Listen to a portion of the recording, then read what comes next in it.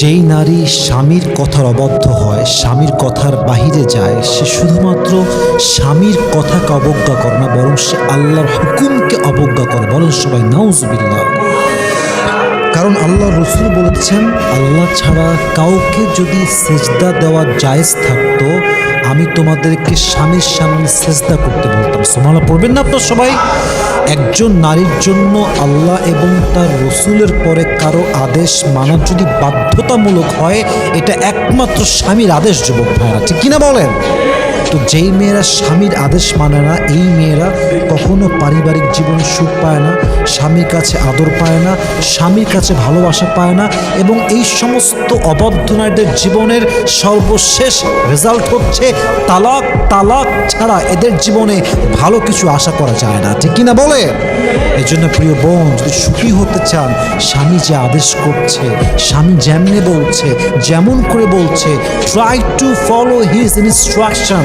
সে যা বলে আপনি শোনার ট্রাই করেন, আপনার জীবনটাকে বরকতপূর্ণ করে দিবে একজন। বলেন সবাই, তিনি কে? আজ বিয়ে নিয়ে কিছু কথা বলবো। বিনা যৌতুকে বিয়ে করার জন্য আপনি হাজারো ছেলে পেয়ে যাবেন, কিন্তু 10,000 টাকা দেন মোহরে বিয়ে দেওয়ার মতো একটা মেয়ে পরিবার আপনি খুঁজে পাবেন না। মেয়েকে বিয়ে দেওয়ার বেলায় প্রতিটা মেয়ের বাবা, আমি বলবো, বিবেকহীনতায় ভুগেন। উনি তার 50 বছর 60 বছর বয়সে যে স্ট্যাটাস গড়তে পারেন নাই, যে সম্পদ কামাতে পারেন নাই, উনি 25 বছর 23 বছর 19 বছর 20 বছরের যুবকের কাছে ওইটা আবদার করে বসেন। আল্লাহ মাফ করুক, আল্লাহ হেফাজত করুক, আল্লাহ সবাইকে বুঝার তৌফিক দান করুক, আর যুবকদেরকে বেশি বেশি বিয়ে করার তৌফিক দান করুক। বিয়ের আগে পরিবারে বুঝাবেন, বুঝাতে বুঝাতে যদি কাজ না হয়, তারপর বিদ্রোহ হবে ইনশাআল্লাহ।